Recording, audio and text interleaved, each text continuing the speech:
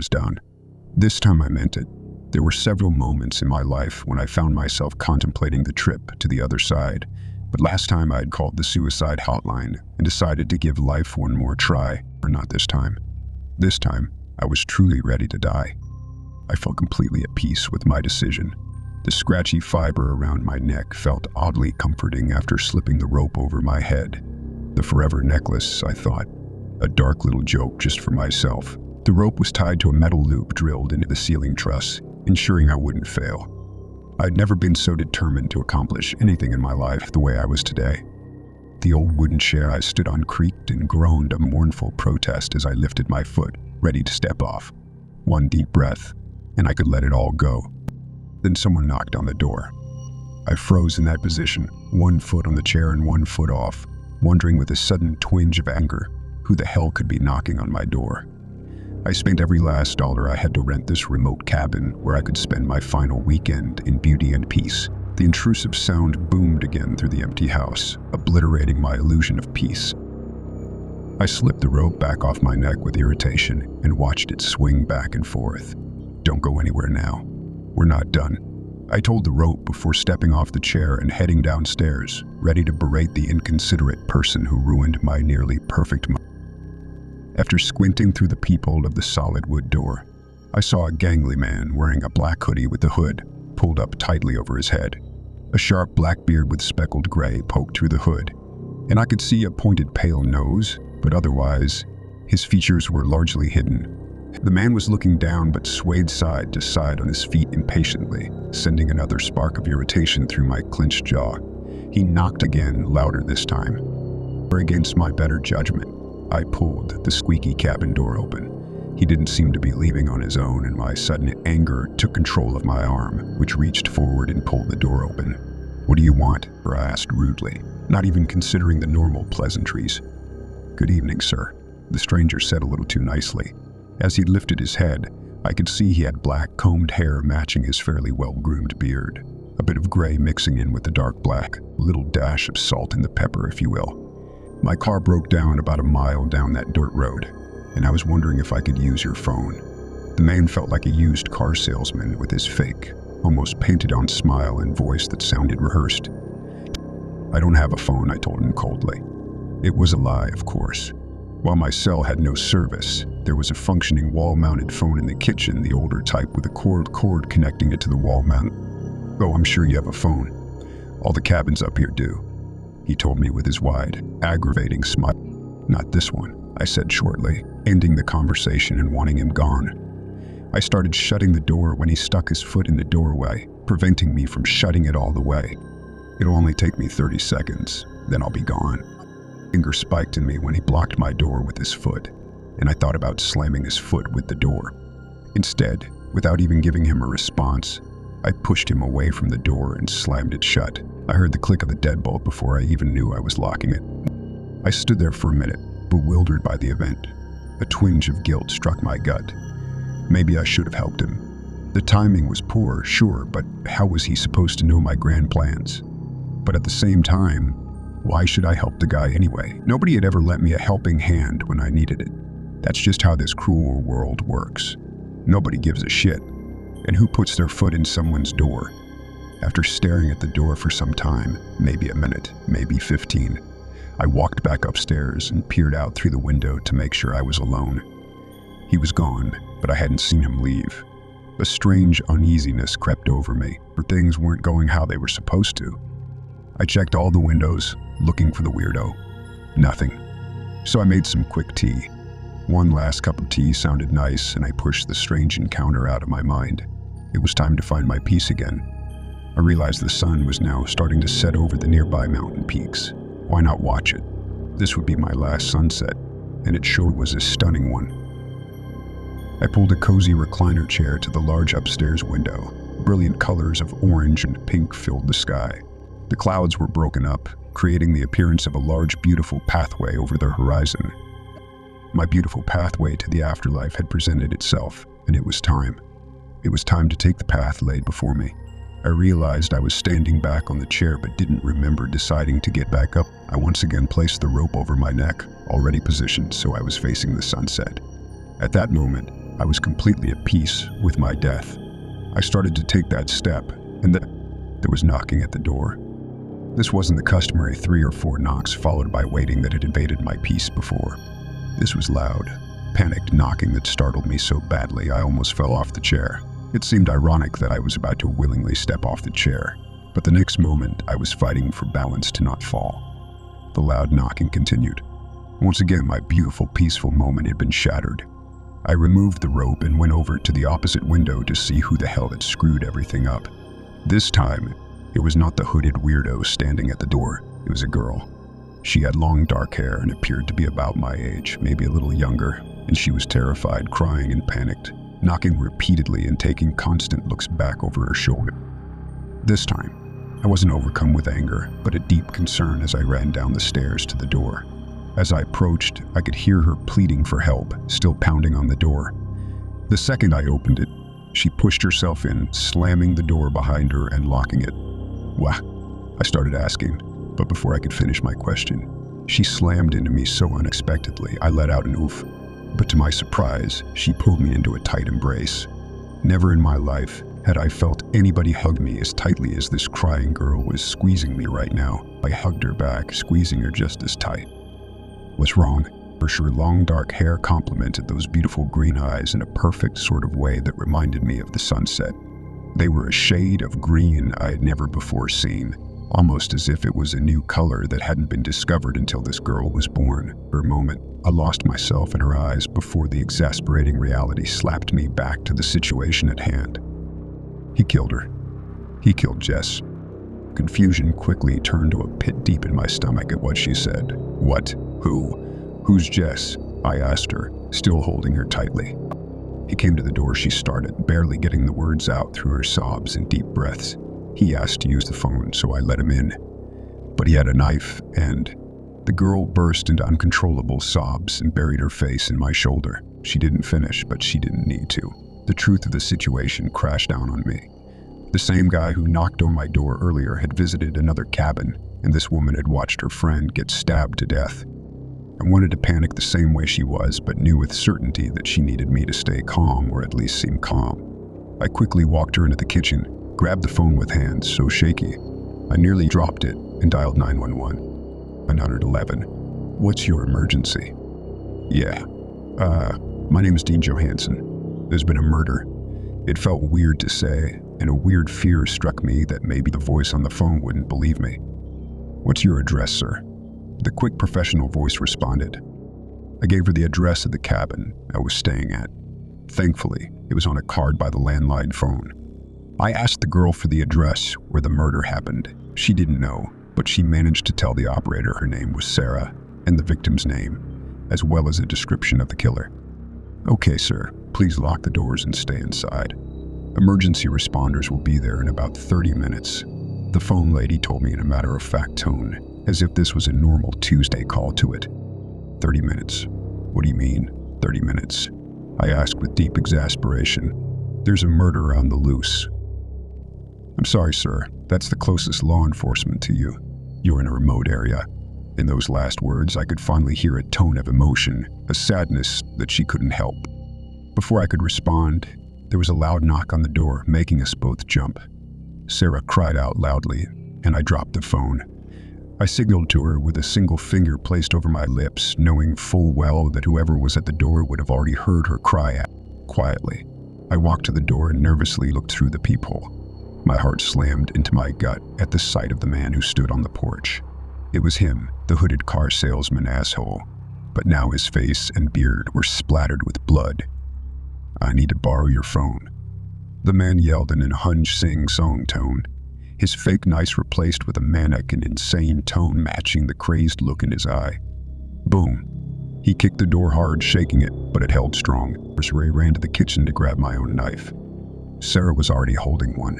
Boom. There was another kick.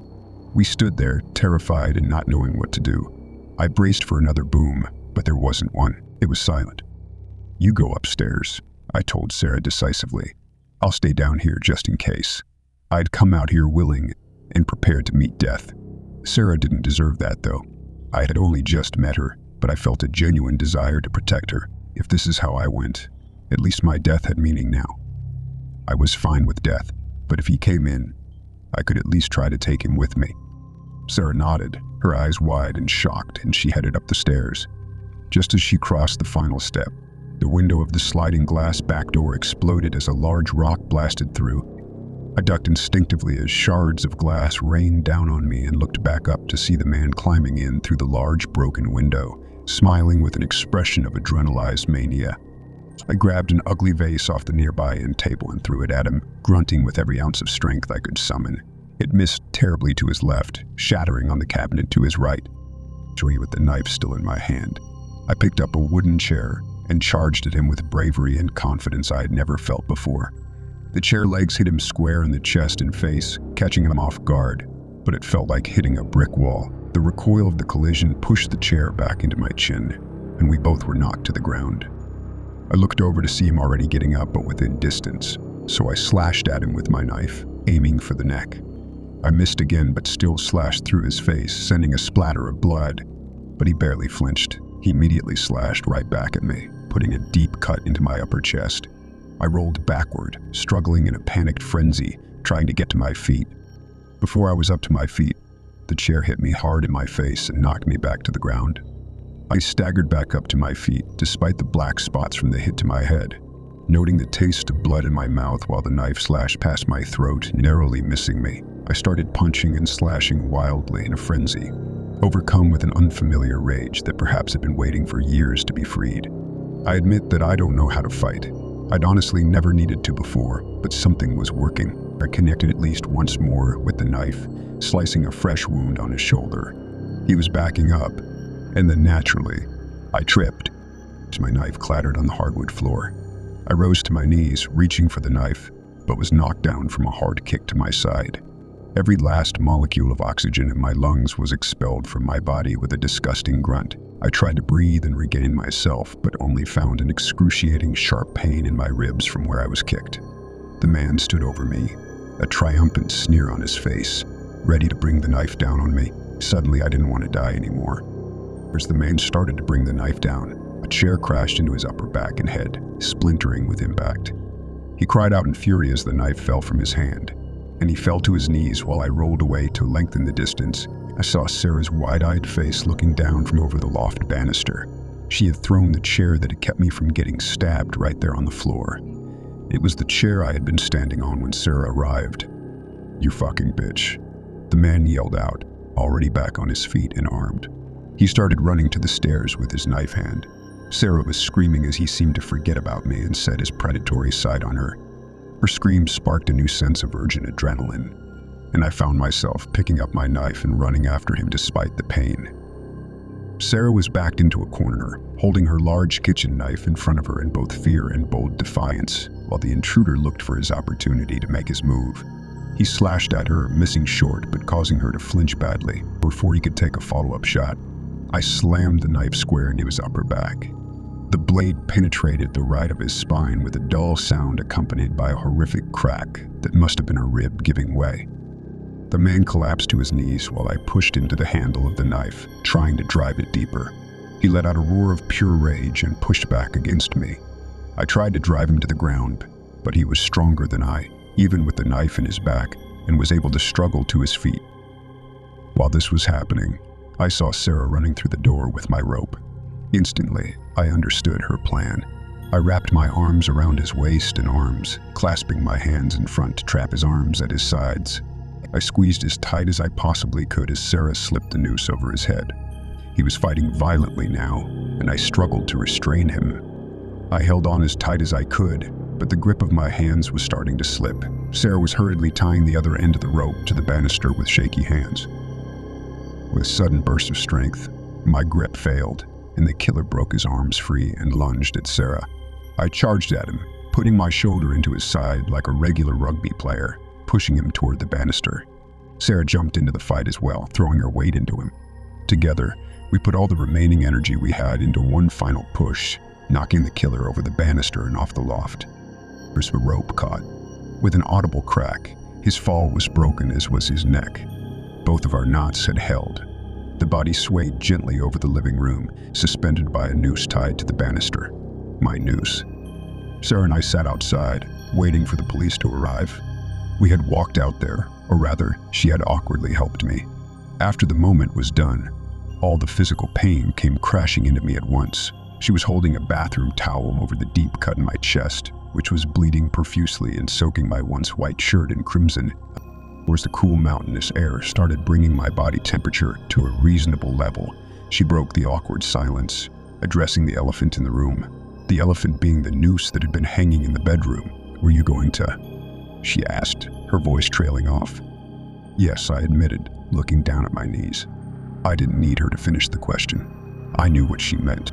Sarah gently grasped my chin and pulled it up. "Please don't," she told me, looking into my eyes. Once again, I saw in her teary eyes just how beautiful she was. The most beautiful person I've ever seen. "I won't," I promised, surprised to hear the words from my lips, with tears now finding their way down my face. And I meant it. That was just over 18 months ago now, and I'm happy to tell you that I'm still here. But this story isn't just the story of how I didn't kill myself. It's also the story of how I met the love of my life, how we were bonded through mutually assured survival. We saved each other, but she saved me in more ways than one. We're celebrating our honeymoon now at a beautiful beach house overlooking the ocean. We chose a location as far from the woods as possible. We are still healing, but we are healing together. Sarah is healing from the trauma of her best friend Jessica being murdered. I am healing from years of personal neglect and self-destructive behavior. I didn't realize how broken I truly was until I met Sarah, and you can't fix what you don't acknowledge to be broken. As I sit here now under the most beautiful sunset I have seen since that fateful day, I finally realize what was missing in my life. What was missing was not just the feeling of being loved, but having somebody to love. Despite our newfound happiness, the shadows of that horrific night never fully left us. Sarah often woke up in the middle of the night, drenched in sweat, her breath shallow and rapid. I would hold her until her breathing steadied, whispering reassurances. But the haunted look in her eyes was always a reminder of the trauma she endured. One evening, as we were sitting on the porch, watching the waves crash against the shore, Sarah turned to me with a troubled expression. "Dean, do you ever think about that night?" I hesitated, not wanting to reopen old wounds. "Sometimes," I admitted, "but I try not to dwell on it. We survived, and that's what matters." She nodded, her gaze distant. "I know, but it's hard to forget. I keep seeing his face, hearing his voice. It's like he's still out there waiting." I reached out and took her hand. "He's not out there, Sarah. He's gone, and we need to focus on our future." Sarah managed a small smile, but her eyes remained clouded with worry. I pulled her into a hug, holding her tightly. "We'll get through this together. We always do." A few nights later, as the wind howled outside and the waves crashed violently against the shore, we were jolted awake by a loud thud from downstairs. Sarah clung to me, her eyes wide with fear. "What was that?" she whispered. I grabbed the flashlight from the nightstand and slowly made my way down the stairs, my heart pounding in my chest. The living room was dark, save for the pale moonlight filtering through the windows. I swept the beam of the flashlight across the room, and my blood ran cold when I saw a figure standing by the back door. "Who's there?" I demanded, trying to keep my voice steady. The figure turned slowly, revealing a gaunt face with hollow eyes. "Dean, Sarah," the voice rasped, sending chills down my spine. Sarah screamed, and I rushed to her side, wrapping my arms around her protectively. "Get out!" I shouted at the intruder. The figure took a step forward, and I saw a glint of metal in his hand. "You can't escape me," he said, his voice dripping with malice. I grabbed a nearby lamp and hurled it at the figure, but it passed right through him, shattering against the wall. The figure laughed, a cold, eerie sound that echoed through the room. "Dean, we need to get out of here," Sarah cried, tugging at my arm.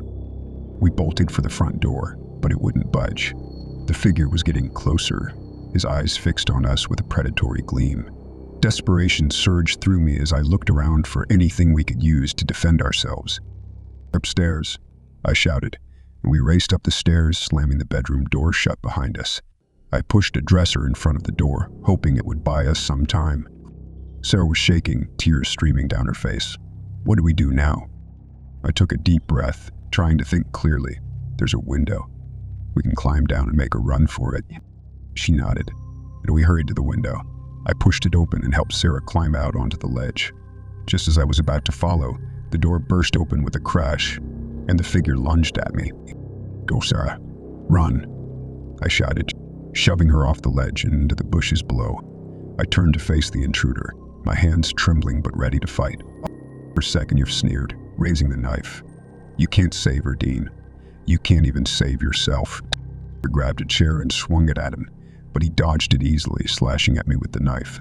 Pain seared through my arm, but I didn't let it slow me down. I kicked him in the chest, sending him sprawling back against the wall. I jumped out the window, landing hard on the ground below. Sarah was already on her feet, pulling me up. "Come on, we need to keep moving." We ran through the woods, the cold night air biting at our skin. The figure's laughter echoed in the distance, but we didn't stop.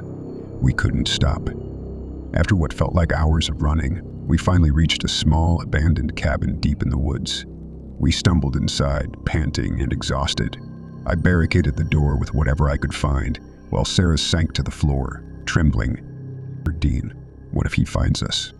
she whispered, her voice barely audible. As we knelt beside her, taking her hands in mine. "He won't. We'll make it through this, Sarah. I promise." We huddled together in the dark, listening for any signs of the intruder. The minutes ticked by slowly, each one feeling like an eternity. Just when I thought we might be safe, the door creaked open. I grabbed a heavy log from the fireplace and held it up, ready to defend us. The figure stepped inside, his eyes glinting with malevolent glee. "You can't run from me," he hissed, advancing towards us. Sarah stood up, her fear replaced with a fierce determination. "Leave us alone."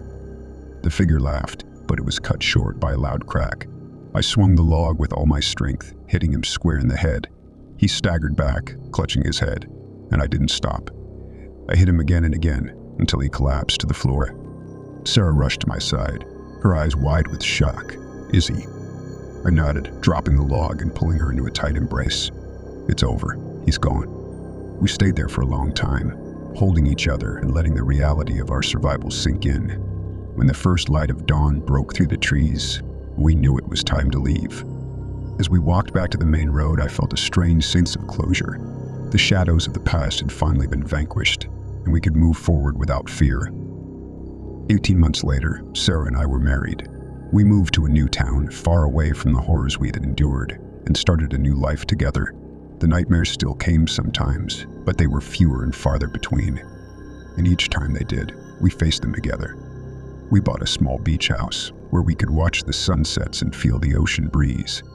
It was our sanctuary, a place where we could heal and build a future filled with love and hope.